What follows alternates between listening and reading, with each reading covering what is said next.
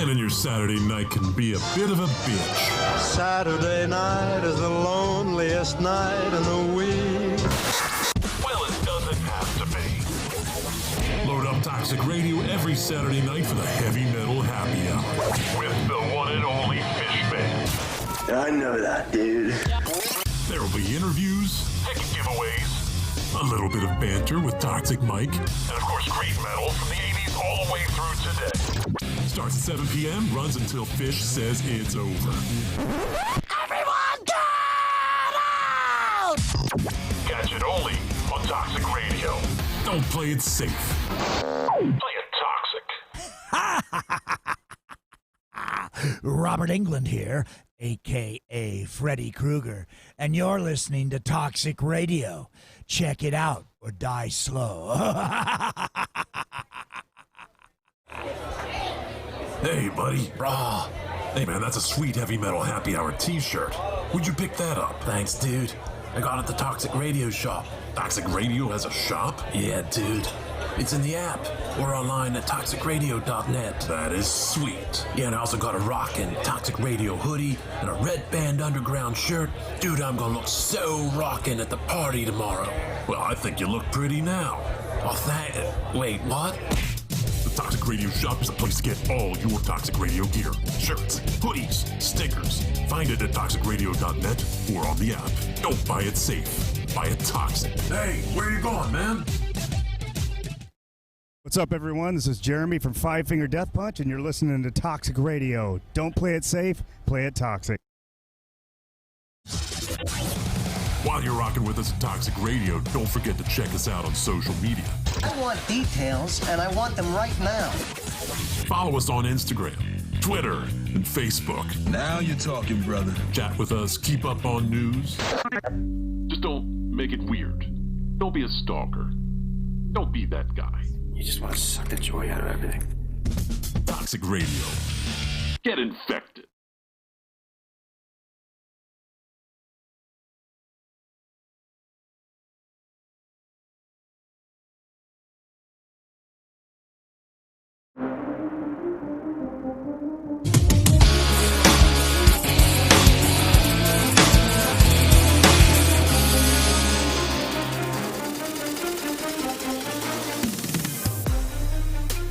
Welcome to Week 5, Wire2Wire Radio. I'm your host, Gene Walzak, and to my right, as usual, the man, the myth, the legend, we have Bill Shallcraw, Shally. To my left, a little bit of a new nickname. We got Kent State's own, but we have College Catrell, especially after the last few weeks of picks, man. This guy's been on fire. We have an action-packed show today. We're essentially going to go over college football, go over the games of the week from last week, college football playoff, current and projected top 6 playoff standings. Then we have the owner's statement games is going to be on. Mark, I can't wait to talk to him at 9:20. He's a Giants fan, so I'm going to rev him up a little bit about this Sunday. Also going to go over our games of the week and NFL PICKEM. That will be next. And then after, we're going to have our drawing for the $100 NFL gift card by statement games. That'll be awesome. And then after that, we're going to talk about the Masters and who we think is going to take down the Masters and all that. And then last, we'll go over the NBA draft. But to start it off, I got to give it to the man, Catrell. Once again, you kicked everybody in, gave them the upset special of the week. But let's go over. I'm really interested to hear your breakdown of Notre Dame versus Clemson. So that game was something that surprised, I would say, us a little bit. All three of us had the under in that one. So the fact that they were able to score that many points in it was definitely surprising to us. It was also surprising to me to see Travis Etienne get held to such a low yards per carry average. I mean, that's a guy who's arguably the best running back in the country. So for him to be shut down like that and Clemson to still have that kind of chance to be in the game, I mean, they took it to double overtime for everybody to see and to perform. DJ, I mean, that's a kid who's showing up, and he's a great player. And Trevor Lawrence was surely missed. I think if Trevor Lawrence plays that game, I think they win. But, I mean, DJ's showing that he can be the future and he can be special in Clemson. I agree with that. One of the things I noticed during that, DJ didn't lose that game. DJ didn't lose that game. Right. Now, DJ, no, granted, if you watch what Notre Dame did, they completely took away Travis Etienne. That was their 100% game plan, was make DJ beat you. And I think if Trevor Lawrence is there, they can't do that. Right. I think we'll find that out in the ACC championship. Hopefully there's no slip-ups in between. But if you watch that game, I watched that game. It was an amazing college football game. As much as I wanted Notre Dame to lose that game, it was a great, great football game. So, Bill, what'd you think? I mean, I pretty much echo what both of you guys think. They were going to take it. They were going to take Etienne away. I think the only problem you have with DJ is as great as he is and the flashes he's shown, and he's definitely going to be everything he's supposed to be. So all the people that are hoping or thinking Clemson's going to go away after this year when Lawrence leaves, if he leaves, it's not going to happen. The kid's a stud. I think the only thing you're seeing with them is that they're running a very basic offense right now. That kid doesn't have the whole playbook yet, and again, that's where having Lawrence is huge. Like when you play good defense like that, and they took him away, there's just certain things they're not going to call. Like they're trying to keep him out of mistakes still, which is what they should do. Whereas if you have Lawrence back there, you open the playbook, pick a play, and call it, and you can run it. I still think they're either the first or the second best team in the country. Notre Dame did have some fans there, and listen, those kids showed up. I mean, they played their hearts out. I mean, it's all the credit in the world to Notre Dame. I agree with you. I do want to see them run it back on a neutral field and with Lawrence under center, and I think we would all agree how we predict that outcome will go. But it was a good game. I mean, I watched it from start to finish. I watched it with people. It was a lot of fun. Anytime a game like that goes to overtime too, it makes it that much better. We had two really, really, really good college football games this week. I agree. I couldn't agree more. The question I wanted to ask you guys about that game, like as we're going over it, is do you think DJ's success in that game, and then because I do, and I think his success had a lot to do with the fact that Notre Dame was weighing heavily on stopping Etienne and not letting Etienne beat them. I think that once again, if I think if Lawrence plays in that game, it's a different game because they can't hone in on just Etienne. Like if you watched every time Etienne even came out of backfield, because I think he had like 9 catches for like 70 yards. It was just a low amount of yards per catch. Obviously, we're not going to go over yards per carry because they were all at the line. But do you think that DJ, I know DJ is going to be really good. I do. But do you think that DJ's performance was more of DJ being amazing, or do you think it was more of Clemson, Notre Dame hining in on Travis Etienne? I think it's more he's good. You can stack the box and stop the run and do all those things. You still got to make the throws. And the example I'll give you is the first play overtime. He throws a dart for literally the first play overtime, 25-yard slant, dart, touchdown. I actually thought that was going to be the game. Notre Dame came back, everything, tied the game, sent it to overtime, and then first play from scrimmage in overtime, he goes 25 yards for a touchdown. I was like, that's, we'll see now. That's very, very possibly just breaks their backs.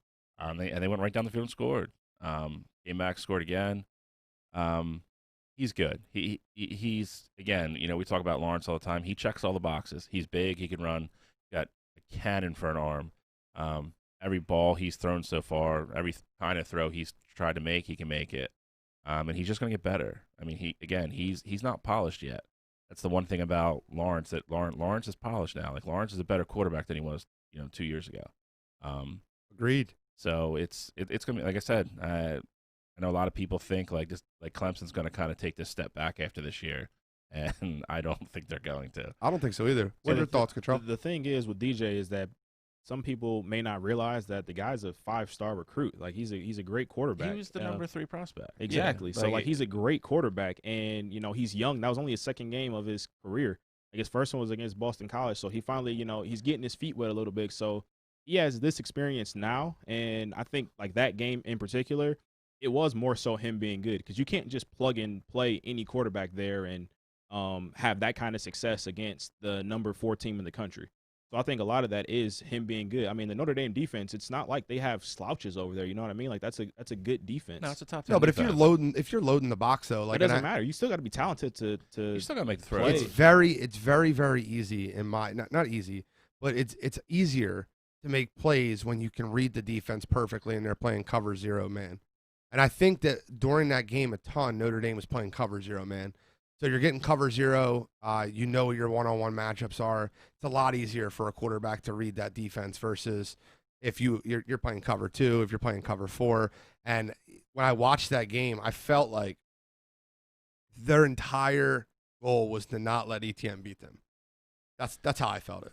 I mean, the only thing I'll say with that is I feel like everybody, like, listen, you can't take them both away. So if you're going to game plan to play them, I mean, that's where most teams are going to start. Most teams just don't have the defense and the personnel to play it and do what Notre Dame did. They zone blitzed him though. They did a lot of stuff. I mean, there was definitely throws he made that were terrible. Like he was confused. But you're going to have that with young guys, though. I mean, agreed. and that's what I was going to say too. You have to give a lot of credit here to Dabo and whoever the quarterbacks coach is at Clemson.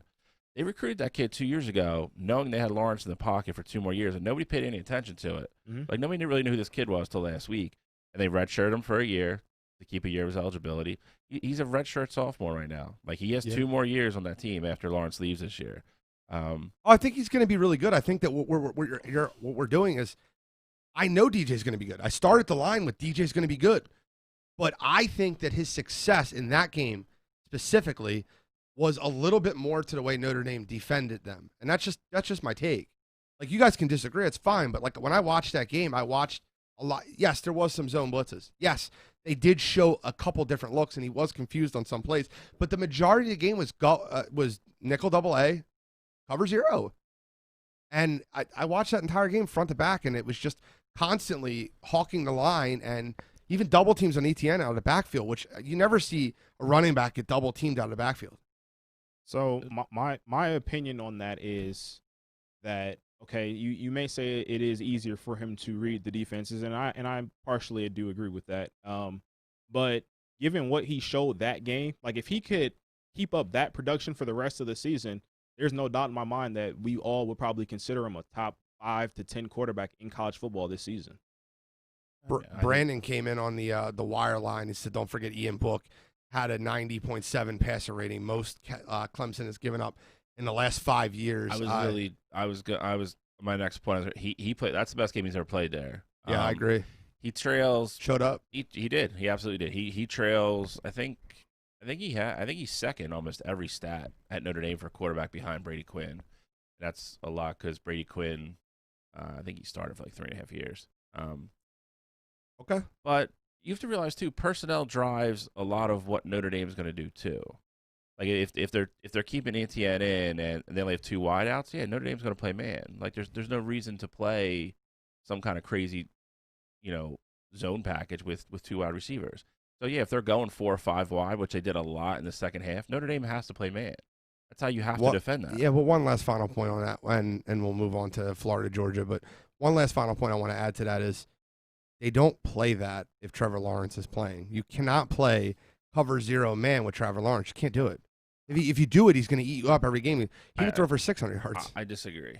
Okay. I think that game, I think Clemson would have scored more points. I think schematically, I think they would have played it very similar. You're not going to sit back in zone and let him turn around in the shotgun or pistol and give the ball. Not zone, but have somebody over top. NTN for 9 yards a pop, which is what you're going to get there. Like you can't play the game that way. Understood. So next game is Georgia, Florida. I don't even have a business talking about this game. Florida looked excellent. And, to Catrell, to your point, last week you mentioned how it would be a close game in the fourth quarter, and that game really wasn't. It didn't even get close. So, Catrell? So what that game showed me was exactly what I was thinking beforehand. I thought that the Florida offense would be better. I thought they would score more points. I mean, obviously that's how you win the game, but I thought it was going to be a sense where Florida would be a high-scoring team. I didn't necessarily think they'd score 40 plus, but I thought it'd be like a 30-21 or 31-21 kind of game, and Florida would edge that out. But the fact that Kyle Trask, I mean, he looked pretty much unstoppable. I think he had four touchdowns, 300-plus yards, and he definitely submitted his name in the top 5 of the Heisman race right now with that kind of game. And I think towards the end of the season, we're going to see that if this Florida team keep rolling like that, if they see that Alabama team in the conference championship game, they may be able to give them a run for their money. Of course, I'm not saying I think Alabama's going to lose that game. There's no game where Alabama's going to come in as the underdog, but Florida, they looked really impressive, and we got to remember too that their tight end Kyle Pitts got knocked out early in the second quarter, and he looked he looked unstoppable. Yeah, and they still had so many plays that they made on the field. That you got Moss ball in the end zone that Kyle Pitts had. You got Moss like he looks very good. Yeah, I mean, there's no doubt he's the best tight end in the country.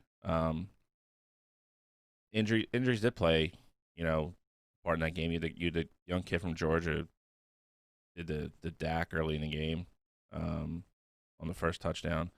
I do think the one thing that really, I give all the credit in the world to Florida. I think them having 2 full weeks to prepare for that game helped, and I think you saw it because I think if you listen to the game, they kept talking about it too, like that the offensive coordinator with all the motion and all the different packages that they ran out that Georgia had no tape on.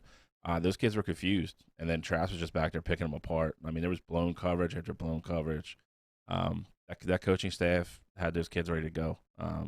Deserve all the credit in the world. They're good. I mean, they're good. I mean, it's again the only issue you have now is it's on tape.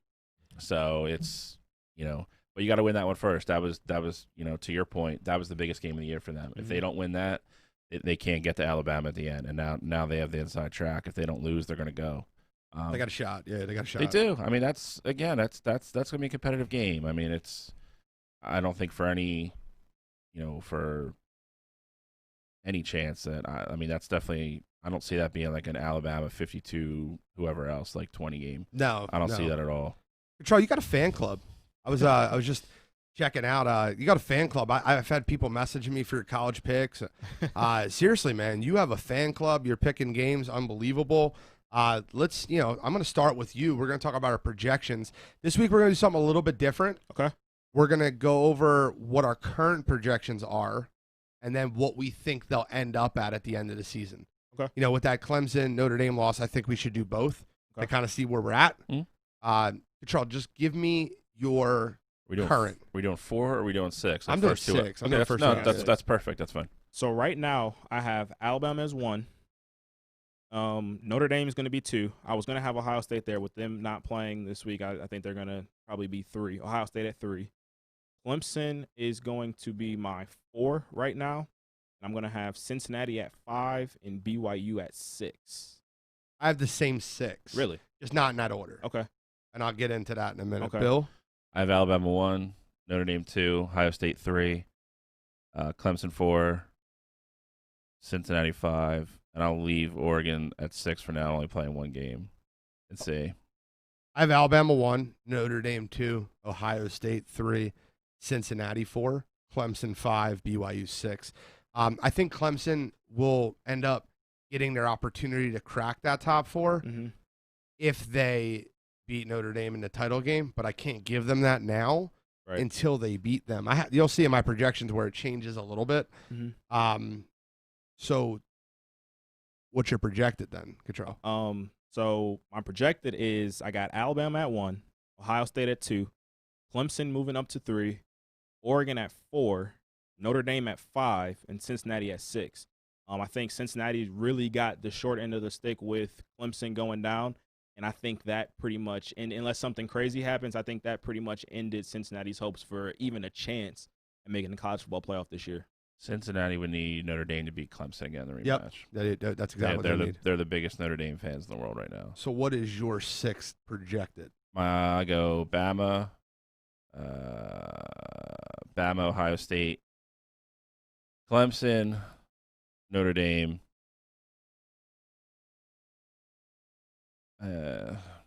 I'll go Oregon and Cincinnati. Okay. So so my projected, it's gonna be a little bit weird. It's a lot different than both you guys, and I'm gonna give reasoning for it. It won't be just spitting it out there. So Alabama, Ohio State 1-2. I got that. Okay. Oregon, I have them at 3, and I have them at 3 because if you go undefeated in a Power 5 conference, I can't put somebody above you that has 1 loss. Right. So I have Clemson beating Notre Dame in the ACC title game. And, selfishly, I set it up to where Clemson can still play Ohio State.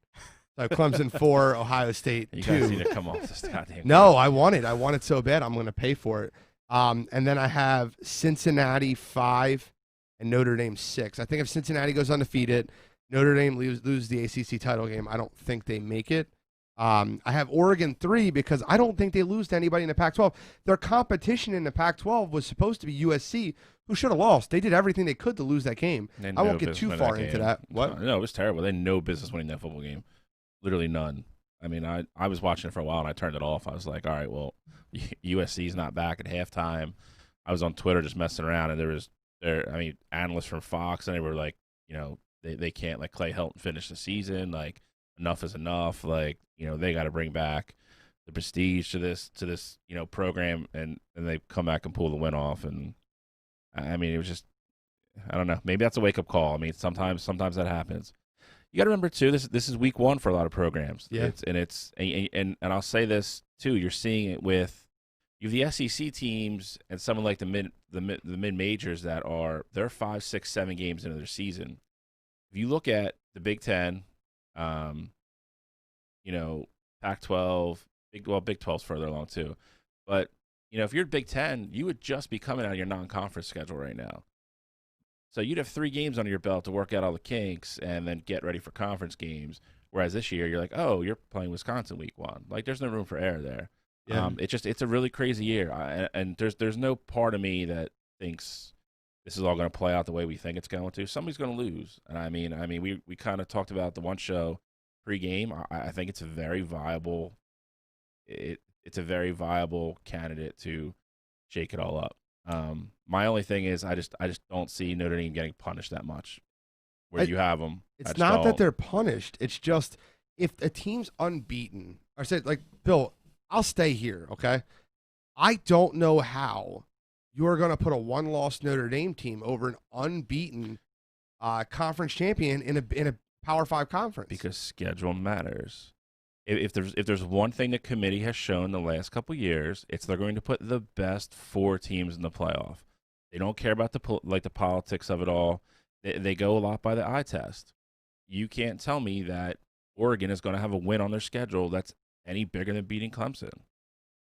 They're not. It's going to be really interesting to see how exactly that ACC championship game goes. Because if Notre Dame goes in and they lose by 3 points or maybe 5 points, a late touchdown, I think Notre Dame might squeak into that last spot. But if it's a situation where I kind of think it's going to go, I think, Trevor Lawrence and Clemson, they're going to win, and they're going to win by 10 plus points, where it's See, 10, I don't think it's I do agree with what you said earlier. If Clemson goes in that game and whitewashes them 63-24, then you're going to have a real problem. It won't be that. But if they go win 30-20 and it's a competitive game till 5 minutes to go, then we got to give Notre Dame more credit than 63-24. I agree, but I'm saying if you get a lopsided victory like that, then you're saying Lawrence is worth 30 points. If they go in and play that game and only lose 30-20 and it's a game till the end, then it's really hard to argue that they can't be on the field with everybody. It's not the argument. It's just more the fact that why be a Power 5 conference like the Pac-12? That's the whole West.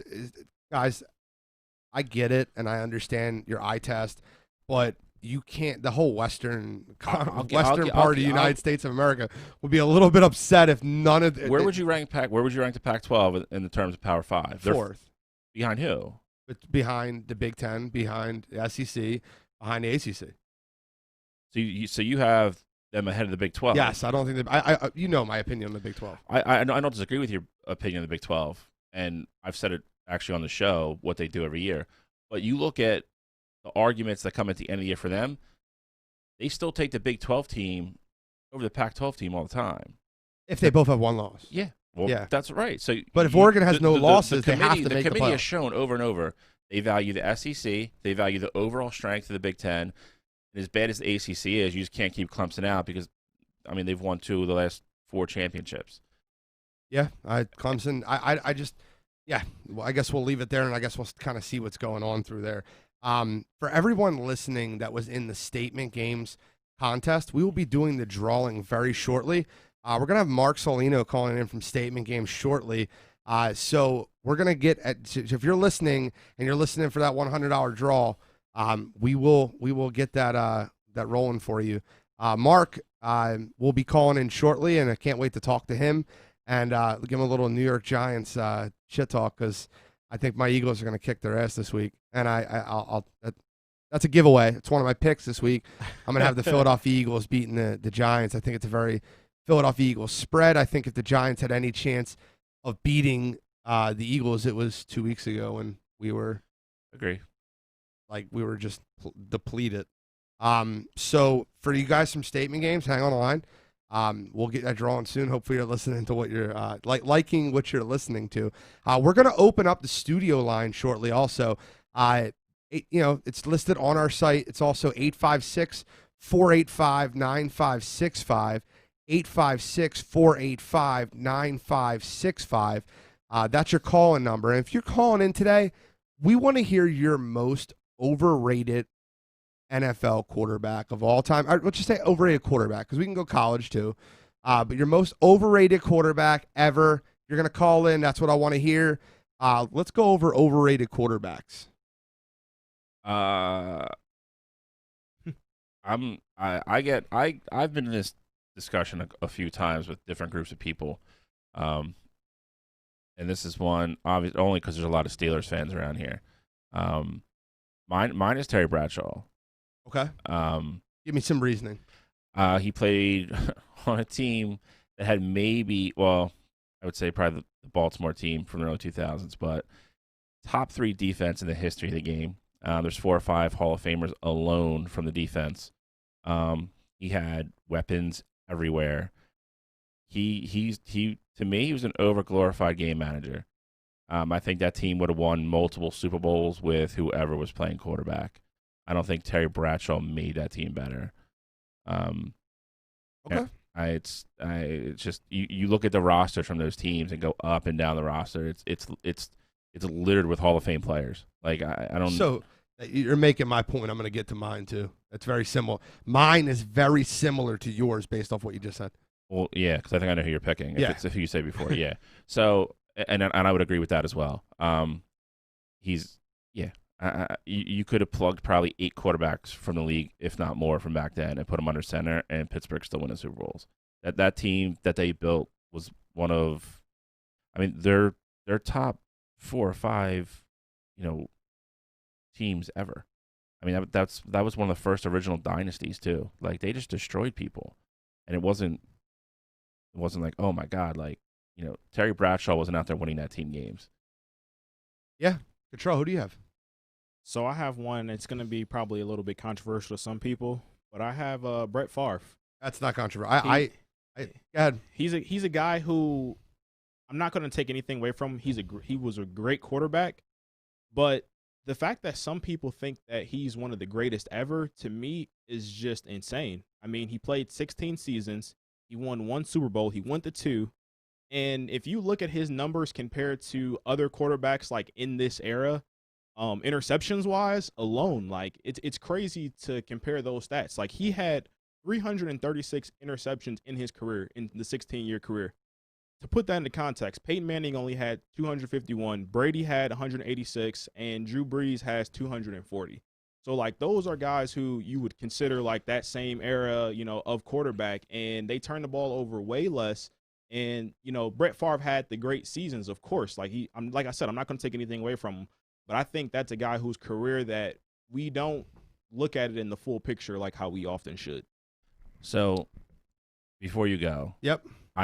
There's a lot of people that pick him, and I don't disagree with you. He's people put him there's some people put him in like the top 3 or 4, and I think that's insane. Mm-hmm. Brett Favre, out of everybody, I think benefited, and I've heard this argument before, and then I kind of thought about it, and it definitely has traction. He benefited from being like the first really Sports Center boom quarterback. Like he might go 30 for 50 and throw 4 interceptions. But then he would make that one pass that would win that team the game, and that's all you saw on SportsCenter. And he got a lot of casual fans. There was a lot of Brett Favre fans around the country that weren't Green Bay fans, but they were like, "Oh, I wish we had Brett Favre." And he wasn't. Everybody's for as many games as he won, he lost that team games too.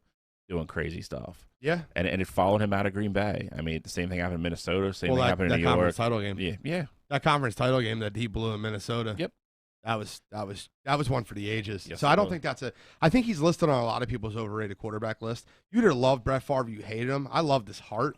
I thought his heart was unbelievable.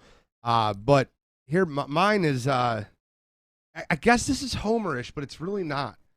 And it's going to come off very homerish, but mine's Troy Aikman. And I'll tell you why it's Troy Aikman.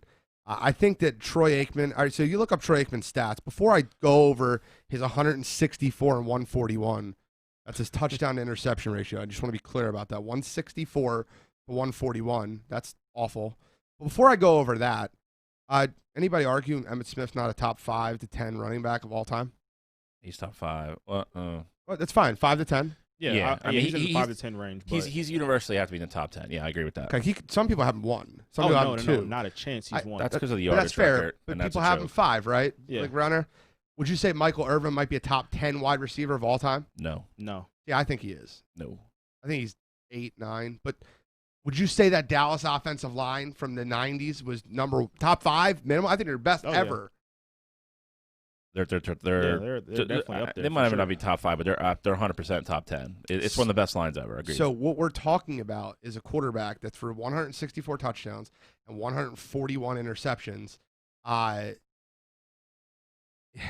Bill makes a very great comment on the wire line. Aikman threw more interceptions than touchdowns for 4 seasons. There were 4 seasons where he threw more picks than touchdowns. That is a great stat. You have to kind of take that into consideration where they were when he got there, though, too. You got to remember that's fine. You got to remember he started as a rookie, and those first 2 years there, they were god awful. I agree, like god awful. But Jimmy Johnson built that team way more than Troy Aikman did. Oh, I mean, I don't think anybody gives Troy Aikman credit for building that team. Well, I'm saying in the sense that Troy Aikman turned the team around. I think Jimmy Johnson turned the team around with the trade heard around the world. I'll give you even a better statement. Jimmy Johnson is the most important person that's ever been involved in that organization. And I love throwing in Dallas's fans' faces because Jerry Jones wrecked that goddamn team, and I love that they haven't won since. It is the biggest FU from Jimmy Johnson, to this day, that he can send, and I love it. I got Mark on the line from Statement Games. I want to throw him on the phone. Let me see if I can get... Hey, Mark, what's going on, buddy? Hey, can you hear me okay? I can hear you perfect. Let me give you a proper introduction. A couple years ago, I met this guy down at Citizens Bank Park. He's buying everybody in Philadelphia beers, and he's showing me this website, Statement Games. And let me tell you how addicting this website is. I get messages. I'm shipping them over to Nick. I constantly am having different battles with people. I keep finishing second, Mark. You got to change your algorithm because I can't be finishing second. But I just wanted to introduce you because one of the most innovative new sites, fantasy sites, Statement Games. It's not even that new anymore. It's growing in popularity like no other. And friend of the show, Mark Salina. You want to tell the listeners a little bit about Statement Games? Yeah, sure, no problem. Thanks for having me. Appreciate the opportunity. No problem. Yeah, so basically, Statement Games is I can't really stress enough here. It's just a game. So basically, what we've actually done as a company is we've created a game that's got a little bit of a different on fantasy sports. It's definitely been a while since we met up at Citizens Park for that baseball game with Yankees and the Phillies. Since that time, this past August, I actually received a patent on the game that we've actually created. I guess we have a pretty unique system and process that we implement to, run the game that we've created. So that's pretty exciting. But I guess we create games around specific sporting events. So for example, this weekend you got the Giants and the Eagles. The people who want to try or play our game, what we do is we get people to access www.statementgames.com, but there's also apps that complement the website. So you can actually find this, whether it's the Google Play Store or the Apple Store, by simply searching on Statement Games Fantasy Sports. And once you kind of into the system, we're basically present you with a list of props that have the company name statements that are specific to that individual sporting event. For example, all right, Carson Wentz over under 265 yards passing. So that'll be over versus your Giants, right? Who knows? Yeah, I would say I see what the actual kind of prop is, but same thing with the Giants quarterback, or hey, you know what? Eagles defense over under 2.5 sacks. So there's anywhere between 50 to 60 different props that are broken down into various different categories that will show you. It's your job to take a look at the list and ultimately pick 10 of them. And as you make your 10 picks, you want to rank your picks in order of confidence from 10 through 1, 10 being your most confident pick, 1 being your least confident pick. So as the game plays out, if your number 10 pick becomes correct, you get 10 points. If if 9 through 1 are incorrect, well, now you just have a total of 10 points. You're going to play in a league of anywhere between 8 to 12 people, and the person with the most points from correct picks at the end of that specific sporting event wins. So this is a free-to-play game. We're at this time not a gambling or not a betting kind of website. It is free-to-play. You're competing for Statement Games coins. You'll win Statement Games coins by second and third in any contest or game that you're actually playing. It's your job, once you're in the platform, to accumulate as many of these coins as you possibly can. When you're ready, you want to exchange those coins for a cash gift card of your choice. There's probably, I guess a good 80 to 85 different merchants to power the reward system. Anything from Starbucks, Dunkin' Donuts, Nike, Under Armour, Google, Amazon. You simply exchange your coins for a cash gift card of your choice. So at a very high level, hopefully that gives you guys a better understanding of who we are and what we're doing as a company. Mark, we've been talking about Statement Games the last few weeks on here with the competitions that we had. And I know that my co-host Bill will be doing the Masters one that you guys have up, which he can't wait to get into. And I tagged a couple other people for that one. But that's a real fun one, and we'll talk about later on in the show. But what I wanted to talk to you about just for fun was you're a big Giants fan. If you don't mind joining our conversation, we're about to break down Giants-Eagles. You have enough time for that? Awesome. Go for it. So what I think that the Giants' best chance of beating the Eagles was 2 weeks ago. I think Evan Ingram let that chance fall out of their hands. And I think that this time in Philadelphia with a lot of people, well, the game's at New York, but versus Philadelphia with a lot of people coming back from injury, Eagles coming off a bye week, a lot of the Giants have played well. They have. They almost, they played Tampa Bay down to the wire, and a bad PI call, because I was on the Giants side on that one. That should have been a PI. Bad PI call, and the fact that this past week they beat up on the Washington football team. I think this week they get beat up, and I think they get beat up pretty bad. Just my 2 cents. What do you think, Mark? I think it's just like one of those times. I mean, I think it's 2 out of like the last 15, and it's probably been like a good, 5 years since Giants actually beat the Eagles. So it's just like one of those things. Until the Giants can actually show that they can, win a game against the Eagles, it's pretty hard to pick them to actually, win the game kind of outright. It's been a little bit of a pattern where it seems that they play the Eagles fairly tight down in Philadelphia, just to, I guess, get you kind of like your heart ripped out here. But then when you kind of like play them up in New Jersey, they wind up kind of like getting blown out. So I mean, look, I'm a Giants fan. I'll be rooting for the Giants. I've kind of like said it before as we get into the year. I'm not sure what the team would actually look like this year, but you can't go 0-4 again against the Eagles and the Cowboys. So until they actually do it here, I can't see how you would pick the Giants to actually win the game. So that's my thought. It's more of a process of rooting for the Giants here. But if I'm kind of like picking the game from a gaming or a betting perspective here, there's no way I would take the Giants. Mark, I really appreciate that insight. Mark, I have a question for you, just because I want a New York, a Giants fan's opinion on this. I feel like last year, a lot of, for lack of a better term, the consensus was everybody was kind of happy with the Daniel Jones pick.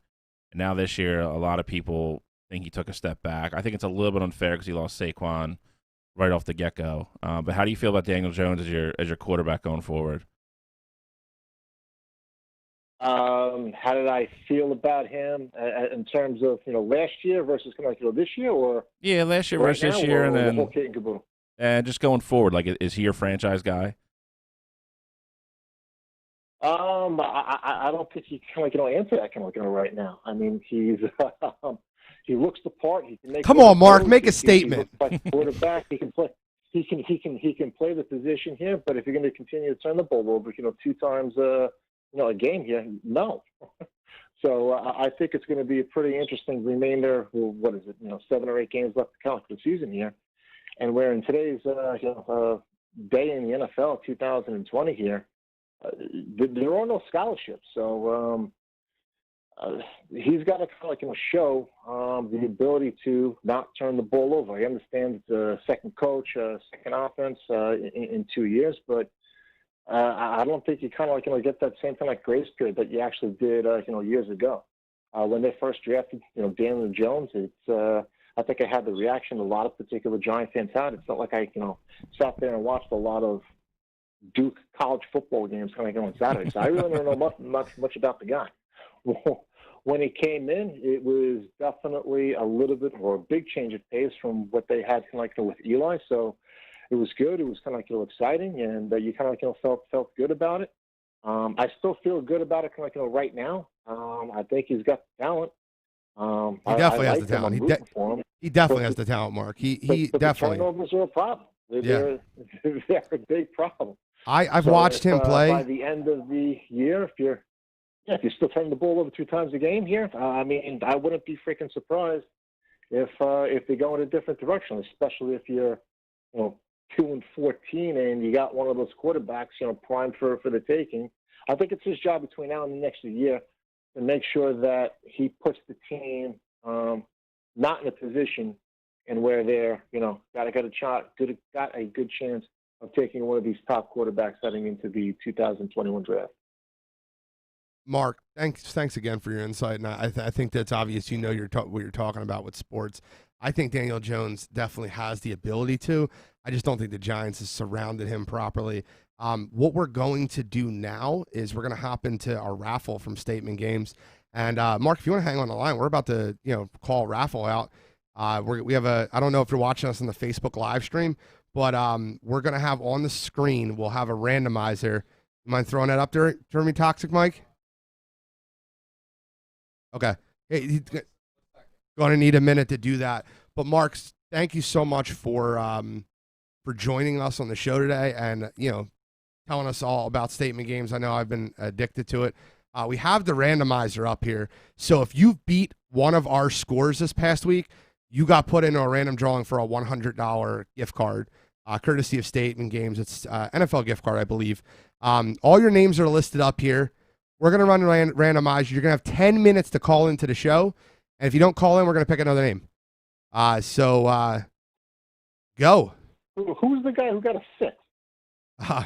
We'll get into that in a second. The winner is BXPRJ. BXPRJ. Catrell got a 6. He's a college football expert. Wouldn't call him an NFL expert right now.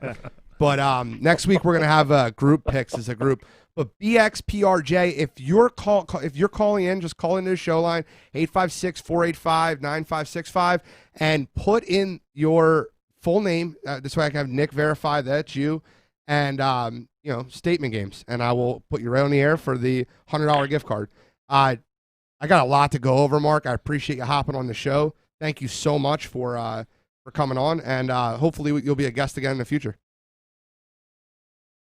Yeah, sure. I'll just kind of make one little quick sure. offer that's out there. Yeah, please. So I appreciate you guys having here. We're talking about the Giants and the Eagles game. That game is currently up at statementgames.com.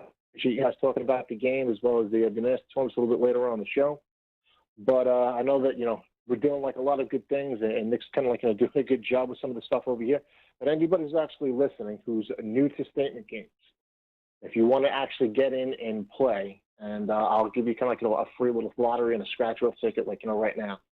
If you play that game, if you go 10 for 10 with your picks, I'll personally come to the table with $200 cash. So Wow. play the game, reference like the show in the notes here, go 10 for 10 with your picks, and I'll personally cut you a check for $200 cash. So Wow. new users or new listeners, only. It's not something that I'll go ahead and promote on my social network. You have to obviously be listening to your show to take advantage of the offer. Hey, BXPRJ is a great, very active user on my platform. So I'd be shocked if he doesn't call in 10 minutes, especially if he's around. So just wanted to throw it out there. And hey, we've been kind of like at this for a couple of years now, but we're still kind of like fairly new and trying to get the word out there. So anybody who tries the game, please, any feedback that you actually have, good or bad, on what you like or dislike about the Statement Against platform, please feed it in. This is what we appreciate, and this is what we to do, and this is how we get better. So And refer somebody. Refer tell a little bit somebody. more about my story. Refer somebody too. Refer somebody to the game. It's a lot of fun. Thanks a lot, Mark. I appreciate that. That was a very generous offer from you. I can't wait for one of our listeners to win $200. Thank you. And hopefully I'll call you next week here. We'll be talking about the Giants finally getting over the hump. We'll break that down. Listen in. Thanks, Mark. Hey, guys, have a good one. I'll talk to you soon. You Thanks, too. Mark. Take care. Bye. All right, so I had Chris on the line for like 17 minutes, so I'm going to hop him on right now. Who's Chris? Chris Stroughton from last week, the Michigan State guy. Oh, I don't like him. Don't put him on. We're putting him on right now. No, that's fine. Hey, Chris, can you hear me, bud? Yeah, I can hear you fine, Gene. Thank you for waiting. I appreciate it. What's your point? No problem. Hey, Bill, you're gonna like me even less this week when I tell you how bad Michigan is. Go ahead. So what do you got, Chris? Listen, who fires their coach? Who fires their coach first? Penn State or Michigan? Hopefully both. Neither are going to get fired this year. Hopefully both. Same day. Neither will get fired this The year. same day. They should both be fired the same day. Listen, I'm with you. Here's what I'm thinking. I'm thinking that the most overrated college quarterback anybody out of Ohio State ever. Man, you're not making friends with the other co-host of the show, Chris. Well, at least he's not attacking me anymore. Well, you're probably not going to like me either, because for the NFL, probably Jaworski. I don't disagree with that. It's not that I dislike that at all. I don't disagree with that either. I just Jaworski feel like gets he's more not. love than that dude ever deserves. I feel like it's local love though. Like, Yeah, I mean, local love. nobody's putting Jaworski in a top anything list. I love the Frank Caliendo breakdown of him. Yeah. I spent 172 hours yesterday Chris, breaking down film. Out of curiosity, who is your favorite college football team?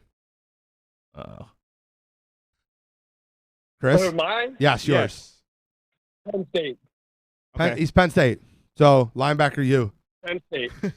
Do they have any quarterbacks that have been better than the Ohio State's best quarterbacks? Who's Ohio State's best quarterback? I was just going to say, who is Ohio State's best pro I'll quarterback? wait for that. Well, Best pro quarterback? I don't know. Kerry I was gonna Collins say is probably Kerry- better than Kerry anybody Collins- Ohio State's put out in the That's past a 25 years. That's a Yo, great Chris call. coming hard. Kerry Collins was the name that popped into my head right away, and I can't say anybody from Ohio State is better than Kerry Collins as a pro. So in the NFL, not right now, Thank but in the you. NFL period, I'll probably agree with you. Justin Fields is going to be better than Kerry Collins. I agree with him. Justin Fields will be the best quarterback coming out of both universities when he's all said and done. Will be. Yes, I I believe agree. so too, but will be. Chris, you're awesome, We're man. talking right now. You're awesome, brother. I Hey, appreciate you got a calling in, question for dude. you God, guys. please, I got please. a question for you guys. I know you guys ain't up to it yet, but what do you think if the Sixers trade for Harden, Westbrook, or CP3? Who would you guys want to have? Okay, well, I'll drop if the you call. had to have one. I'll drop the call there. You said Harden, Westbrook, and CP3, and then we'll discuss that in the NBA section. I promise you we'll get to it. Gotcha. Chris, you're Talk to you awesome, guys buddy. next week. Thank you. Thank you, Chris. Call in next week. Gotcha. Take care. All right, we'll make sure we get back to that. All right, 100%. Harden, Westbrook, CP3. I'm writing it down right now. All right, we got a lot to go over NFL. I'm still waiting for the call in. So for the winner, He's got 5 minutes. yeah, we'll give him a couple more minutes. Harden, Westbrook, CP3. All right, got that down. So let's break down NFL games this week. We already talked about Eagles Giants a little bit. You guys have any thoughts extra on Eagles Giants outside? In my opinion, Eagles roll them. Bill, I'm with you. I think it's a 10-point game at least. Again, I said it 2 weeks ago, and I'll say it again. You're going to judge this season for Wentz and for this team going forward of this week. You're going to have Miles back. Alshon is playing. You're going to have a healthy Lane Johnson. The line in general should be better. They've had 2 weeks to prepare for it. they're starting Peters over Mailata, by the way. For real? Yeah, they are. Hurts. Oh. I don't know who that dude's got pictures of, but whatever. You just keep paying him. And So- here's my interesting tidbit for as much shit as this team has gotten in this city. They win this week, they're 500. It does make that Cincinnati game look even worse, though. They should be 5-4 then. My point is, they're now 4-4 and 1. But and listen, Cincinnati's not that bad. They're not. But They're not. So I mean, should they come in here and beat us? No.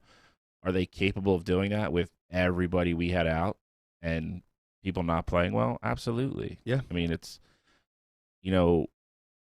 this team's 4-4-1, and now all of a sudden, depending on how it comes down this week, like you're talking about, like they're within a game of people like the Bears and somebody in the NFC West. Like you really have to judge this team based upon what they do from this week going forward.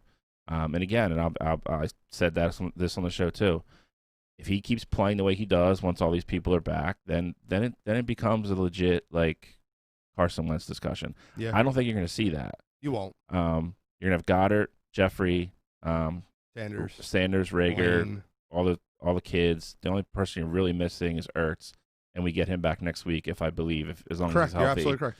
So then we're going to say, it's. I think you're going to see a difference. I think the offense is going to be a lot more efficient this week. They've had 2 weeks to practice. I think whatever game plan they're putting in for New York, I expect him. What you were just saying to Mark too. I think 265 is a gimme. I think he looks good this week. I do. I think he looks more closer to what we think he should look like. And I just don't. The only thing that worries me is it's a division game. It happens. It's away.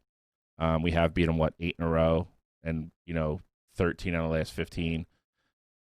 That shoe is going to drop eventually. Hopefully it's not. I don't think it's this Sunday. I don't think it is either. I think this Sunday is once again. I'm very confident on the Eagles, and I will tell you they're one of my picks. To give you a little heads up, That's one of my picks this week.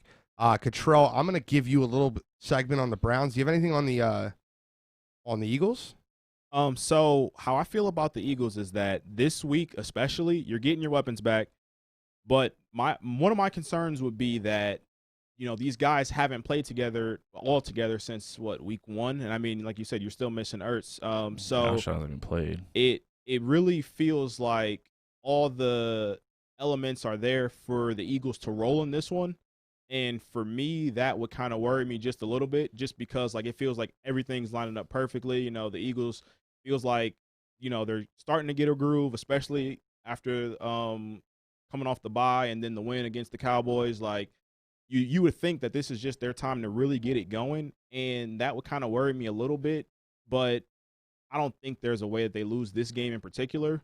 But just because these guys haven't really had that much chemistry this year, that's probably the one thing that would worry me. But I still think the Eagles are going to find a way to win, and Carson's going to look better. Like, that's just going to be inevitable. You get a better line, you get your weapons back on offense, Carson's going to look better. I'm going to be betting my cold hard cash on this game too. I don't normally bet on Eagles games. The last one I bet on was the 49ers. I'll be betting on this game. So Catrell, Cleveland's coming off a bye. Mm-hmm. I wanted to give you a spot to talk about your Browns, because I think that you think the Browns are going to start heading up, and they're 5-3, I believe. Mm-hmm. They're playing a really bad Texans team. What do you see happening in that game? So how I look at that game is we're going to be getting Wyatt Teller back. He's the unsung hero on that offensive line right now. He's graded as the best guard according to Pro Football Focus this year. He was really been a great person for us in the run game. He's a guard that can go out and he can pull and get linebackers, and he's just great in the run game. So that's really important. We've missed him the past couple of games, so that's going to be huge for our run game and in the passing game as well. and they also activated Nick Chubb this week. So I think it's going to be heavy run. Who knows what the temperature is going to be like that game? But I think it's going to be heavy run. Our receivers, they still got to figure out what they're going to do without Odell Beckham Jr., but I think that run game is going to really open it up for Baker Mayfield and that Browns offense, and the receivers are going to be open just because, Houston has to crowd the box. And as bad as the Browns defense is, Houston really doesn't have any weapons. I mean, they have Brandon Cooks and Will Fuller, and, I really respect Will Fuller as a receiver, but, I mean, you shadow him with Denzel and Miles with the pressure. I just think it's going to be tough. This is where I think Cleveland gets in trouble this week. I do think Cleveland's going to win. I think it's going to be a close game. Yeah. They're going to have to score. You could say what you want about Houston's defense because once you get away from JJ and the guys at the line, their back end is awful. Right. Awful. You got to run at JJ. That's the way to beat JJ. You have to run at him. right at him. Correct. You can't let him do his thing. If you do, I mean, Baker's going to get hurt. They're going to score though. Yeah, I agree. I mean, you can look. I mean, they're 1-6. What's the over in that game? I like the over in that game if we're talking about it. I'm not getting it. Like that's not what I picked. Is 54. It's got to be in that area. That's a guess. 49.5. Oh wow, that's a really telling. Is it supposed to pour or something? So you got to watch weather. Yeah, weather. And Cleveland's burned easy overs twice for me this year. I think it's a close game. I do. I want Deshaun Watson to get out of Houston. He's the next one that like I want that kid to go to a good team, and he signed his life away to stay there. So I mean, eventually they're gonna. Well, they got fired. They got to fire they fired their coach. They have to hire a new coach that designs their offense around Deshaun Watson and build through there. Their problem is they have a lot of money locked up in other people. JJ's still making a lot of money. I mean, there's been rumors swirling around him for a couple of years. I actually think he might get traded this offseason. JJ Watt? Yep. Yeah, they need defensive help. Fuller's a free agent. I mean, you're looking at returning next year, your best receiver being Brandon Cooks. It's not better than the Eagles' options right now. I'll take Brandon Cooks as their number one. But Browns win the game. I think it is a high-scoring game. I think that they're going to run the ball with thunder and lightning with Chubb and Hunt.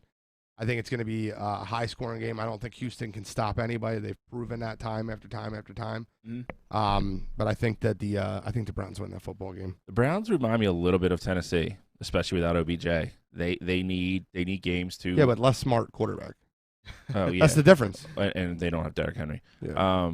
But I mean, I would take Chubb and Hunt over tandem. just Derrick Henry. Yeah, I would take Chubb and Hunt. Yeah, I mean that's fair. Over just Derrick Henry. That's fair. Yeah, I mean Kareem Hunt was, a bona fide one on the best team in the league until, all this stuff happened. Right. I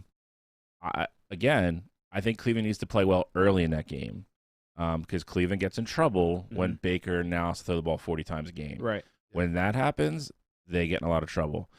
If somehow Houston does get a couple stops early and they go down and score points, and now they can't just go thunder and lightning up the field, then it's, we'll see what happens. The one thing that I do think the Browns have going for them is that they have they have the corners that can run with Houston's speedy receivers.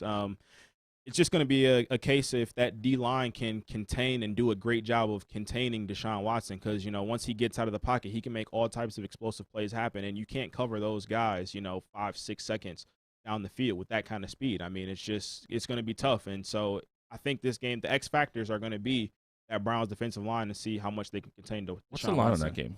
3.5. Cleveland's minus 3.5 at home. That's it. Mm-hmm. I'm a nut, by the way, with lines. God, hit me all day. Next game's Colts-Titans on the board, and we have to break this game down even though I don't want to. And I'll tell you why I don't want to, because these are two disappointments the last few weeks. The Colts last week looked atrocious offensively versus Baltimore. The Titans have fell off. They were one of my teams. They're going to be a top 2 seed, and they've looked terrible. But it's still a game of the week. It's still one of the games of the week. And, I like the under because I think they're both offenses are struggling. Tennessee, I think what's hurting Tennessee really isn't the offense. You look at where they were defensively last year compared to this year. I mean, they're a bottom third team. They actually played well defensively for Chicago, thank God. Who doesn't? I know. Speaking of that, Mike, we need to get that randomizer up. It's been past 10 minutes. If you don't mind, we're going to run one more randomizer for that $100. Agreed. So give us a second. We're going to get that randomizer up. So if sorry to the guy that won the last one, but you didn't call in. That's the rule. Here we go. I hope it's somebody. I think we know. Oh, God, I'm not reading this name. Pig Venus 76. Pig Venus 76. Give us a call in the show, 856-485-9565. You got 10 minutes. It's 9:59. 10 after. So I think you have to say at this point in the season so far, the Colts signing of Phillip Rivers was not a good move. He can't move that offense. I will say this too. Everybody's really big on Jonathan Taylor. I think them losing Mack early in the year was a very kind of under the radar big blow to that team. The kid had over 1,200 yards rushing the last couple of years. I mean, the kid's he's a legit NFL running back. And now Taylor is shouldering that load as a first and second down back versus kind of being the change of pace guy. And I mean, T.Y. Hilton's the same. I mean, he's another one. He's hurt 2 or 3 games every year. And he has not been a factor at all. And I'm going to get to this. Yeah. This is why this was the biggest reason I didn't understand the Rivers signing was T.Y. Hilton is a deep threat. Phillip Rivers can't throw the ball that far. No, not at all. He just can't. It's just simple logistics. Like that guy can't throw. They brought Jacoby Brissett in to throw the Hail Mary again. Yeah, like it's embarrassing. And Phillip Rivers has won a ton of games. I mean, the dude's probably going in the Hall of Fame. But when you're outside of the backfield, when your biggest home run threat is a wide receiver who's done it his whole career, and you bring in a quarterback that can't throw the ball 30 yards down the field. Yeah, I agree with you 100%. I just want to make one last comment on that game, and we'll move forward. But all the experts and all the people that told me that Jonathan Taylor was the best back coming out of this draft over Clyde Edwards-Helaire, you're wrong, and I said that to you before, and I'm going to say it again. I think it's just really interesting to see the spread on that game that the Titans are 1-point dogs at home. Like I think that's pretty telling of how the Titans have looked these past few weeks, and I don't know. I don't see how they lose it either. I mean, you got Derrick Henry. I get it that Colts defense is good, but I mean the Titans defense, they haven't been playing great as of late, but at home especially, I think they're going to find the motivation to somehow pull out a win. And plus, the Titans don't want to be in that situation where they start to lose games and it messes with their playoff seeding. You two have the Titans. I have the under 49. So I don't think there's any shot it goes over 49. Yeah. It screams. I don't know why. It screams 20-13 if we get there. Rams Seahawks. This is a fun game, and I'll get into why I like this more. So I'm going to let you two break this game down, and then I'll break it down in a little bit. So the Rams Seahawks game is, for me, it's going to be really interesting to see how well Jared Goff plays and how well Russell Wilson plays. I mean, the name of the game is, getting yards and scoring points and winning the game, and the quarterbacks are going to be the two most important pieces pretty much in any game. But this game in particular is going to be fun because Jared Goff hasn't been playing well lately, and Russell Wilson didn't play great last week. Gene, I got to give you a lot of credit for your pick with the Bills over the Seahawks. But, Russell Wilson, he was having this killer start to the year where, it was pretty clear that he was probably the favorite for the MVP. And now it's just like he's kind of come down to earth a little bit. So I think it's going to be interesting to see which quarterback can make more plays in this one. Okay. Bill? I mean, Russell Wilson's been amazing. I mean, it's hard to score 40 points a week. No, and I get that. I get that.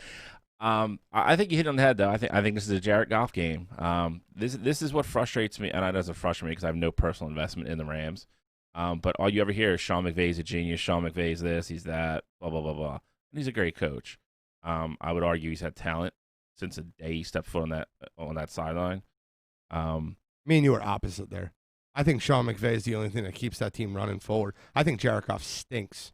I'm not going to stand up for Jared Goff, but what I'm saying is when Jared Goff plays good, even if the crazy thing about them is when you watch them blow teams out, you always expect like the huge stat line from him, and it's not there. He has these games where like the Miami game, perfect example. They come in off 2 huge wins and go to Miami, and he looks god awful. lost, like he was a rookie. I'll never forget that Super Bowl. Never. I think a lot of it, I think if he plays well, I think the Rams win. I think they have a huge edge defensively. Okay. But again, it's Russ. I mean, that I don't care what defense you have. Like, I mean, Russ is going to score in the mid-20s in that game probably. I mean, it's, in Seattle's defense for all the crap we've given them, they've looked a little bit better, minus last week. I'm not breaking that game down right now. I'm going to skip it because it's one of my picks, and I really want to break it down a little bit while I'm giving a pick. That's fine. Bills-Cardinals. That's the game of the week. That's the game number 1 of the week. Bills coming off their huge win at home versus Seattle. Cardinals coming off of a stinker, giving me a loss last week, which drove me nuts. Bill, I'm going to start with you this time. You seem like you're on a roll right now. You win the huge game, and you got to travel out west. So you have a team coming off a big emotional win, going into, a team stadium coming off. I would say I don't think anybody outside of Arizona would call that anything but a disappointing loss for them. I agree. Jake Allen looked. Josh Allen, looked. He looked like an MVP candidate Saturday or Sunday. The kid's good. Jekyll and Hyde. He is. He's been way more consistent this year. Getting Diggs, having a legit, wide receiver 1 has helped him. They're running the ball still decently, and the defense is usually okay. They're not really running the ball decently. Their yardage per game is good because Josh Allen runs. They run well enough to keep defenses honest. I'll say that. Their running game stinks. But listen, if Singletary and Moss have been nothing but disappointments this year. Moss is going to start this week. I agree. And again, dude, if your yard per carry is still 3.5 to 4, it's high enough where teams just can't be like, oh, like they're going to pass every down, because they don't. I don't know. That's a really tough game to pick. I do think it's probably the best game of the week. I would say it's either that or probably the Seattle Rams game. I think there's a lot of gimmies this week. I think there's a lot of games that, barring crazy stuff happening, already who's going to win the game.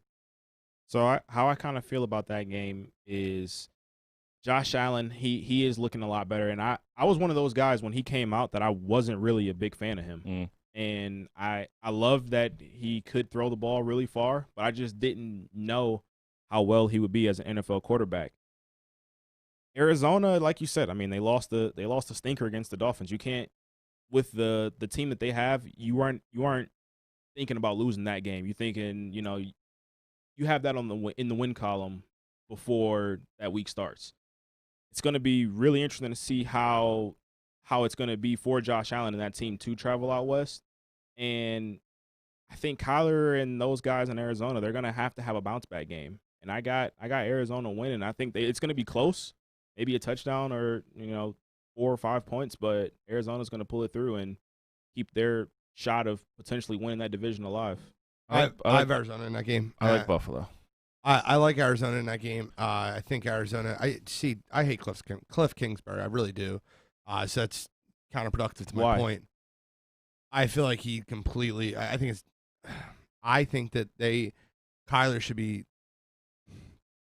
The nice way to put it is, I feel like that their 4th down calls. I feel like that the way that offense runs, they should be scoring 35, 45, 50 points a game. I feel like that they don't run Drake up the middle. They're always trying to pull him on the outside. I feel like that entire team is ran ass backwards. I think that he's trying to adjust his game to the NFL level, and I just don't think he's doing it the right way. Yes, they're 5-3, but I think a lot of that has to do with Kyler Murray. I think Kyler Murray is a special, special talent. If I was starting my franchise outside of Patrick Mahomes, there's nobody I'd rather have. Yeah, I have him listed too, but we'll talk about that on a different show. But my point being is, I think the Cardinals still get this win because of the letdown. I think the Bills winning their game, their high game, beating Seattle and then traveling West Coast, I think it's a letdown game for them. I think Arizona wins. That's just my betting perspective. Yeah, that's all I got as a breakdown. Cliff Kingsbury pissed me off last week. How do you not beat Miami on that game. It just drives me nuts. I agree with you. I mean, I was talking to you as it was happening live. I don't know how you don't go for it on 4th and 1. Yes. I mean, if you get the first down there, you're going to run. Even if your end game is the field goal, you're still putting your guy 30 or at least 10, 15 yards closer. Yeah. I know they're NFL kickers, and so many of them now can hit like mid-50s, but I mean, they're still not gimmies. You're kicking a football 55 yards, like stuff happens.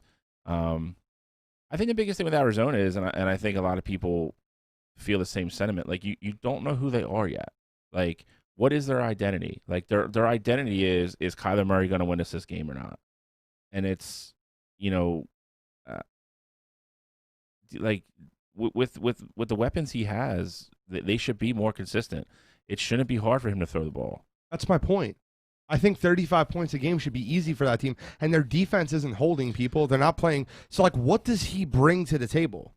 Do you think he developed Kyler? I don't think so. I don't think Cliff developed Kyler at all. That was actually one of the big things with him. It was because he was familiar with him, and they wanted a college type coach that ran a system similar to that to bring it to the NFL. It's very based upon. If you're going to take somebody number one, you don't need to. Yeah, you need to gear your offensive game plan around him. Mm-hmm. You don't need to hire a coach to make sure you're babying him and to develop him. And if that's the only claim to fame that Cliff Kingsbury has, I'm not a Kingsbury had a really guy. Nice house. I'm not a Kingsbury guy by any draft night? By any stretch of the means, but I will disagree with that statement. If you're going to, draft that kid and make him the face of your franchise and build the offense around him, you want somebody who's familiar with running an offense like that. And Kingsbury is that guy.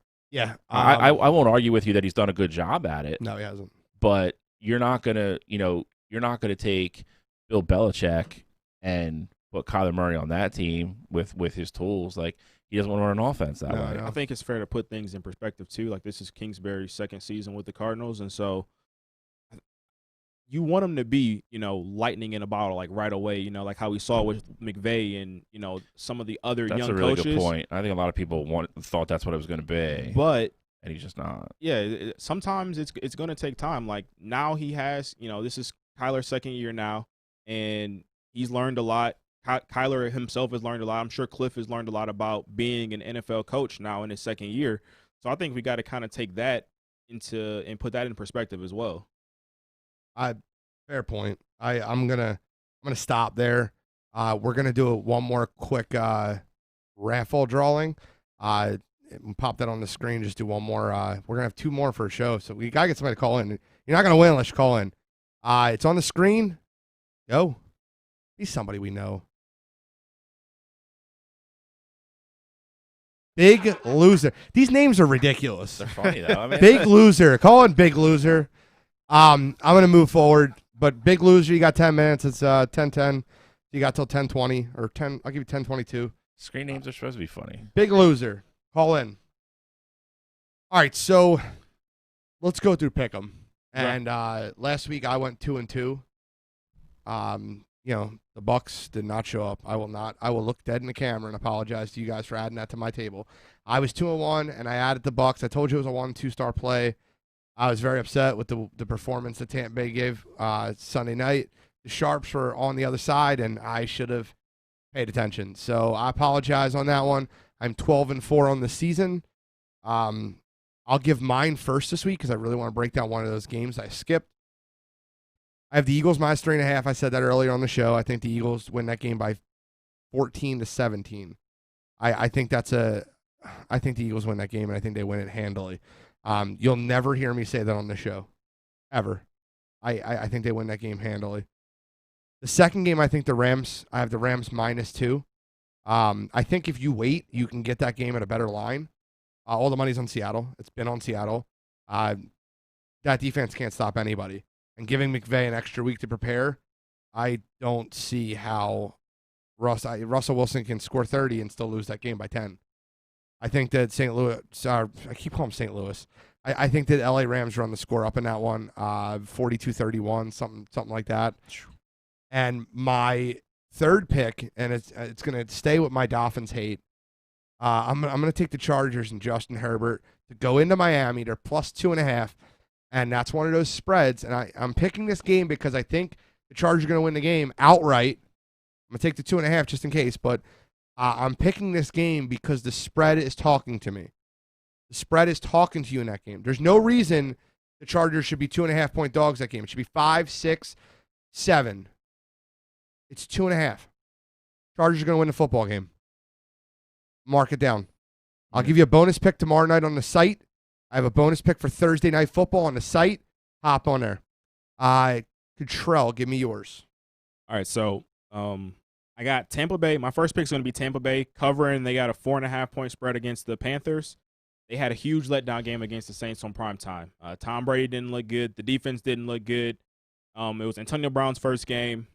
So I feel like Tampa Bay is going to go into Carolina, show everybody that, hey, last week was just a blunder. We're for real, and we got to get this thing rolling here, and I think they're going to win big against that Carolina Panthers team.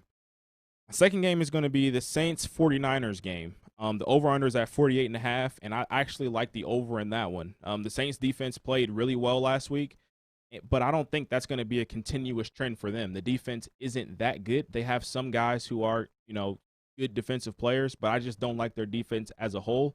And their offense can light it up. And that San Francisco 49ers defense has not been that good because of all the injuries that they had. So I really like the over in that one. And then my third game is going to be the Bears versus the Vikings. The Bears are 2.5-point dogs against the Vikings, but it's a home game for the Bears. I think that defense is going to find a way to neutralize Dalvin Cook. Dalvin Cook's been playing out of his mind recently.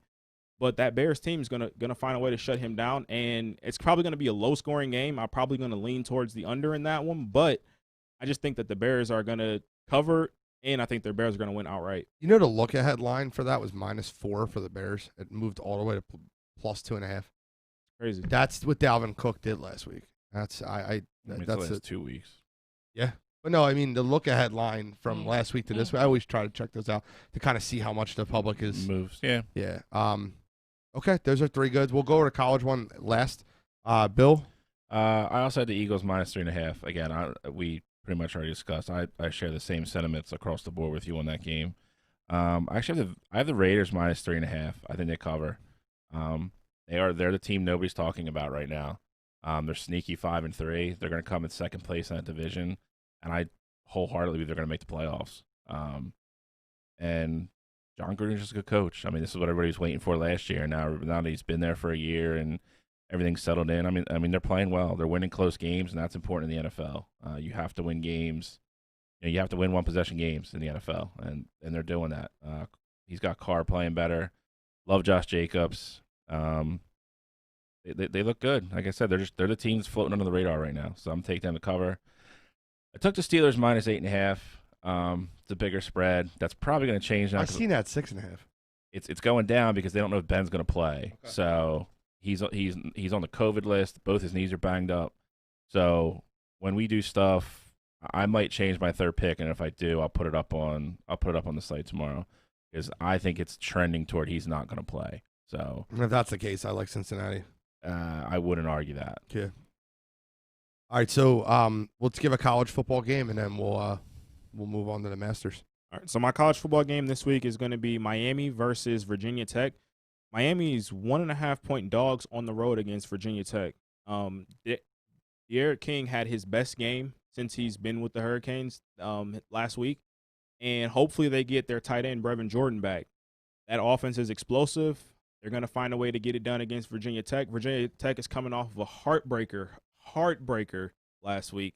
And so I don't know if they're mentally going to be ready to take on the Hurricanes. And plus the Hurricanes are going to want to keep their very slim chances of going to the ACC championship alive. What is the tiebreaker for that? Because they're going to have 3 teams sitting there with 1 loss. Well, Clemson, I think they have the head-to-head against. Is that their loss is Clemson? Mm-hmm. All right, never mind. That's stupid. Dumb question. Mine is, I think Michigan State, they're plus 10.5.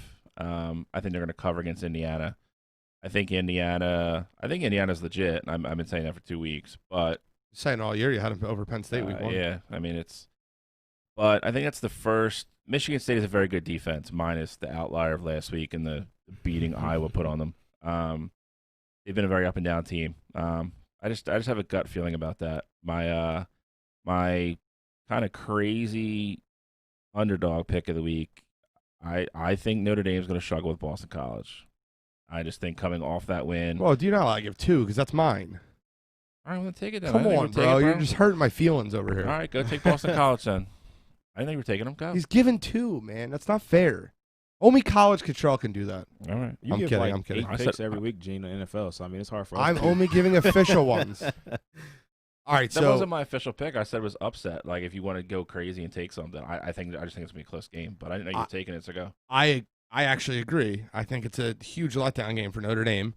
BC at home. You've seen them a couple weeks ago versus Clemson. Give them all they can handle there. BC plus 13.5. If you wait till Saturday, you're going to get it 14.5. Yeah, because all the Notre Dame money's going to Just wait. Notre Dame money comes in. It's 13.5 now. I feel confident 13.5.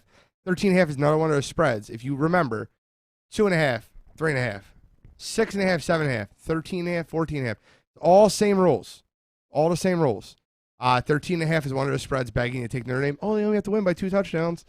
I like Boston College in that game plus 13.5. And they're coming off a bye. Yep. Well, we got a little Masters talk. Masters, first time it's being played in November. That's historic. Yeah, I mean, thanks, COVID 2020. Thanks a lot. It's a beautiful.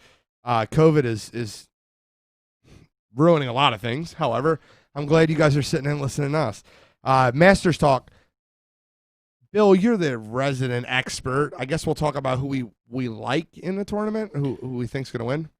The Masters is unique in this sense. You play it on the same course every year. So, I mean, you always have the majors. The other majors all rotate courses every year. So it's always tough to, whose game best fits, how that, the certain course are at this year. Whereas Augusta, you always see a lot of similar names at the end because they've played it so many times. Like that's why, again, if Tiger's healthy and playing well, he's always going to be the top of that list of guys who can win. Because he's played in 15, 16 Masters, probably even more than that. Plus 3,500. That's gonna be a nice bet. He would need to do something. He would need to be in a form that he hasn't been in at all in the last 6 months to be in contention. I think there's too many of the young top guys that are playing really well right now for him to have a shot. Like he would, if he won this year, it would be more surprising that he won last year. Yeah. And it would suck that there's not fans on the course because it would be an absolute mob scene. I don't think he has any shot. I'll go as far as to say I wouldn't be surprised if he doesn't make the cut. Would you bet he misses the cut?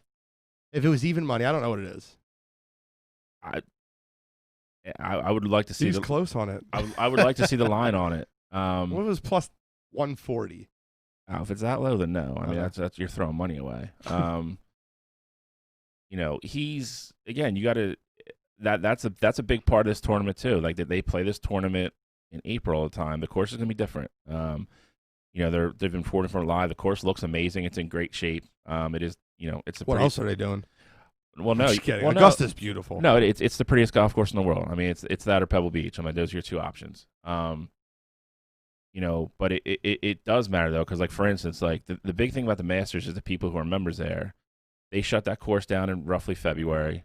They get it ready for April, and if you're a member, you can play it for about a month and a half after, and then it gets so hot and dry down there, they shut the course down. You can really, if you're a member, you really have legit 4 months out of the year you can play that course. That's how well they take care of it. Yeah, well, that's the best course. So it's all green. It looks great. It's just the weather's going to be different. I mean, it is still. I know it's Georgia, but it's still the fall. Georgia, it's beautiful. It is beautiful. 70 degrees. It's going to be a little bit windier than so normal. So who's your pick to win it? I did a couple things here. I did just because I was going to, for lack of a better term, run this segment. Run it. I'll give you a couple. I'll give you two long shots that I think are active to win it, and they're not huge, but they're not in the top 10, 15 betting odds right now. I think you have Webb Simpson, great ball striker, usually plays well there. It's a good course for him. If his putter's on, definitely be there Sunday. My really I think long shot that really has a shot of winning the tournament is Patrick Cantlay. 1-2 weeks ago, course sets up perfect for him.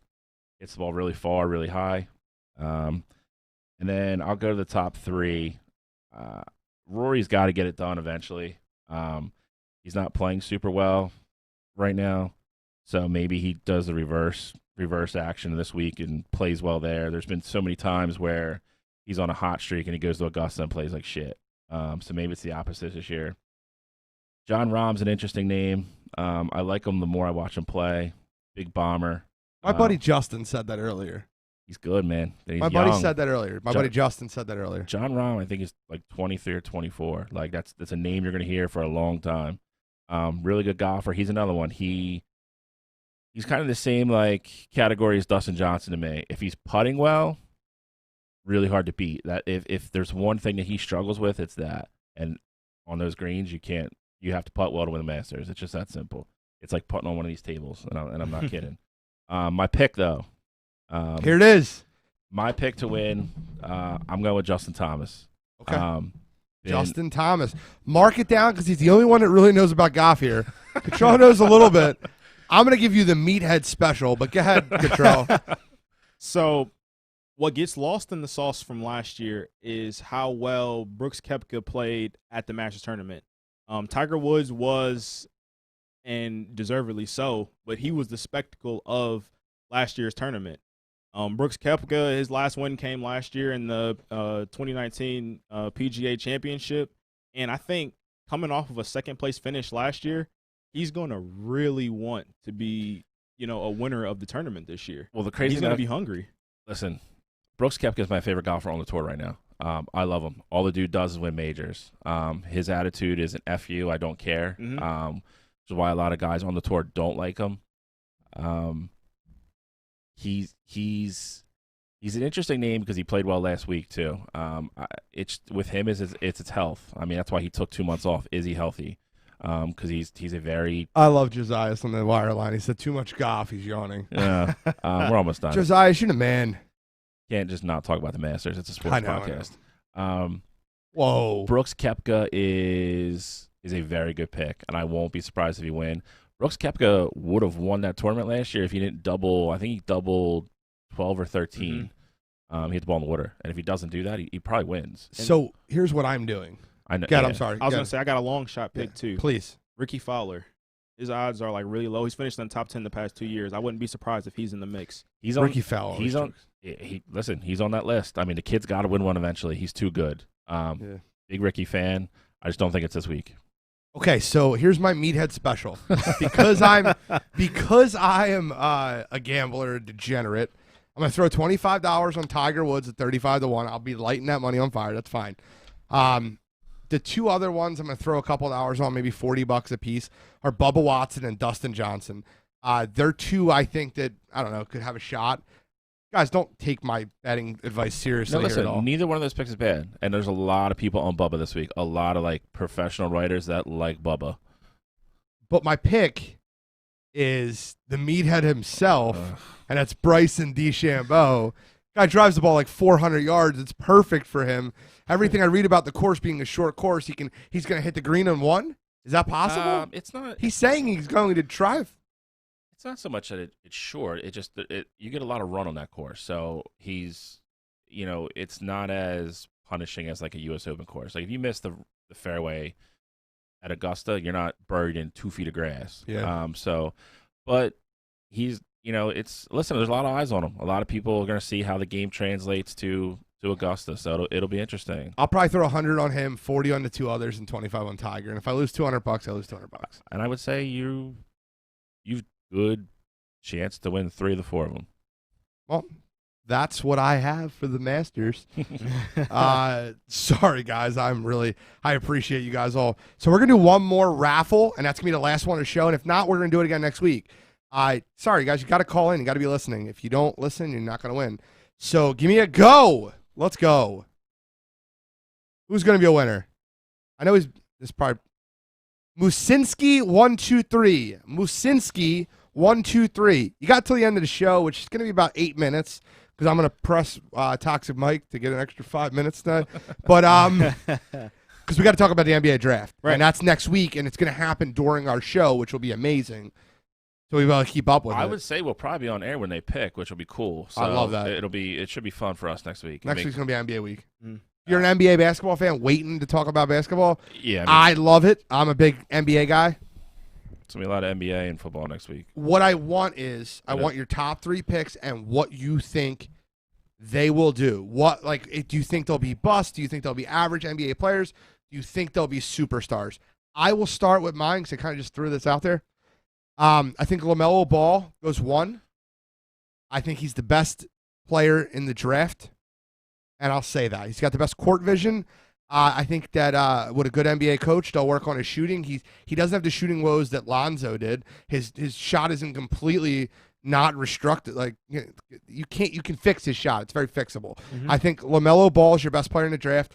I think James Wiseman 100% goes 2 to the Warriors, or the Warriors are nuts. They're either going to trade out of that pick, or they're going to take Wiseman at 2 to have that lengthy big man that's going to run with the Splash Brothers and dunk the ball all day, and Anthony Edwards is going to go 3. Well, they tried to trade out. I mean, it's fine. That's smart. Well, no, with us, that leaked. I don't know if you I would saw love that. Go ahead, trade out. Give me Wiggins and the 2. No, they wanted the 2. I don't think Wiggins was part of it. I think it was the 2 for Ben straight up. I know you would do it, but I wouldn't. I want the 2 and Wiggins. 2 and Wiggins makes. They don't want Wiggins. 2 and Wiggins makes it a conversation. 2 straight up for Ben. I'm no. Yeah. So that's my 3. LaMelo Ball 1, James Wiseman 2, and Anthony Edwards 3. So my 1 is going to be also LaMelo Ball. I just think the kid has potential through the roof.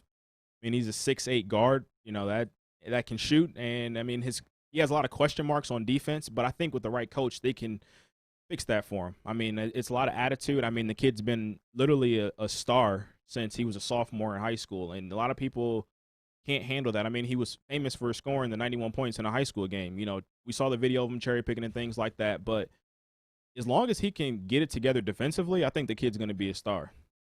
Who I have going number 2, I got them taking Anthony Edwards. And it seems like it wouldn't make sense for them. It won't. But the Warriors love small ball, so they're going to get another guard. And honestly, I don't think they're a big believer in Andrew Wiggins. So maybe they start running a lineup where it's Steph, Anthony Edwards, and Klay Thompson on the court at the same time, and they find a way to deal Wiggins, and maybe they get like a veteran big or a veteran power forward, and they go that direction with it. But I feel like they're going to go with Anthony Edwards. He's a guy that can put the ball in the basket and, you know, help out that team and give them a legit third scoring option. And then my number 3, I got going James Wiseman. He's arguably the most talented kid in the draft. Had he played at Memphis the whole season, maybe not to Minnesota, but there's a chance that maybe Minnesota trades back and, you know, somebody moves up to make sure they get a guy like James Wiseman. His size is unbelievable. He moves unbelievable. He's a great kid. Like, he just really talented, and I can't say enough about him. I think he's going to be a legit star in this league. So my 3 are the same. Okay. I just have a different order. I think Wiseman's number 1. I don't think he's going to go number 1. Obviously, you think he's the best player, though? I think he is by far the best player in this draft. Okay. I think he has the highest ceiling. He's an incredibly high ceiling. Agreed. I agree with you. I think Edwards is 2 for me. I think out of the 3 of them, I think Edwards becomes the most consistent, solid player, all-around player. And I have LaMelo 3. I mean, I'm just not as high on him as a lot of other people are. I think he has to go to the right situation, whereas the other 2 can kind of go anywhere, and they're going to be good. I think I don't think Golden State. I don't think Golden State's as low as Wiggins as you know everybody thinks. I don't think they are. I think they're going to take Wiseman, and I think before they got the number 2 pick, I think they definitely would have dealt Wiggins and tried to do something else. I think they're going to run 3 guards and then run him and Draymond, and I think they're going to be really good. Billy Brancato just said something on the wire line. What did he say? And he said can you pop that right up? He said Horford for Wiggins is what they're talking about. And I think Horford fits there. So if they do end up taking... I do that in a heartbeat. Of course I would. Of course you would. But Horford fits their lineup perfectly. He's their small ball center. Yeah, I mean, that's a win-win. That's a win-win. I think that's a salary thing at that point, though. Yeah. I will say for that draft, like for this upcoming draft, outside of LaMelo, my favorite prospect in this class is Obi Toppin, the forward from Dayton. I mean, I know. Yeah. I think he's special, and I think it's I mean, you can't teach size. There's a really good chance athleticism. there's a really good chance to me that he lands at 5 to Cleveland, and I would love to have him in Cleveland. Absolutely, I think love with to have him in is Cleveland. that would be good. I mean, because they're not going to be contenders next year. It'd give him a year or two to really get his feet wet and get his confidence and learn the game a little more. I think he needs to be polished a little bit. Mm-hmm. And like you said, you can't teach size or athleticism, which he has both of, by leaps and bounds. I think he needs a little bit more polishing on the basketball stuff. And for him to go to a situation like that would be perfect where there's no pressure for 2 years. Okay. That would be great for him. So we've got You've Got to Be Kidding Me to go over. And it's 10:34, so let's knock that out. And I'm going to start with Catrell for You've Got to Be Kidding Me. So my You've Got to Be Kidding Me, I touched on a little bit earlier. It's got to be the Liberty versus Virginia Tech game last week. I know a lot of you probably have saw the video going around on social media or if you watched the game live, but Liberty was in a position to kick the game-winning field goal, and they kicked it, and it got blocked by Virginia Tech. Virginia Tech took it all the way on the site, all the way back for a touchdown. Meanwhile, the Virginia Tech head coach called a timeout, so they kick it again, and Liberty wins the game. And it's just like, come on, you got to be kidding me. Oh, perfect, Mike. Thank you. That's awesome. All right. Mine is I'm going back to baseball because Rob Manfred is destroying the sport that I love. So if you haven't heard, Alex Cora got rehired by the Boston Red Sox this week, which is an absolute joke. He, for lack of a better term, was the guy that started the cheating scandal in Houston, got caught there, then took it with him to Boston. And for, pretty much all that happens, he got suspended for a year. So Boston made moves, traded Mookie Betts, everything else. Sucked for a year. And I think all along had every intention of bringing him back. I'm tired of hearing Rob Manfred and other people in Major League Baseball say, oh, we have to improve the integrity of the game. We have to do this, this, and this. And I keep hearing the word integrity every time the Pete Rose debate is brought up for Hall of Fame. I don't know what breaks integrity of a sport more than blatant cheating. And this wasn't an accusation at this point now. It's been proven twice that he did it.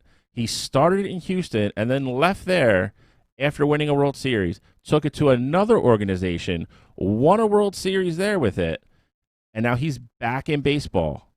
No punishment. He sat out for a year. He sat out coaching a terrible team for a year in a shortened season. Yep. What kind of punishment is that? So that's funny you say that, and I'll let you finish. I've changed mine. Okay. If you're going to ban somebody for betting on baseball, where the initial punishment, I would say I don't necessarily agree with it, but we're talking almost 40 years ago now.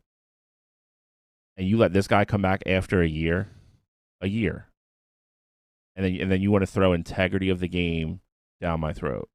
I'm good. I want Rob Manfred to be fired. Yours is so good, and Mike, come on, you got to be kidding me. Yours is so good that you've convinced me to change mine. I'm literally going to follow up with you, and I think the bigger problem with that. Let me look at Mike. I look right in the camera for you guys.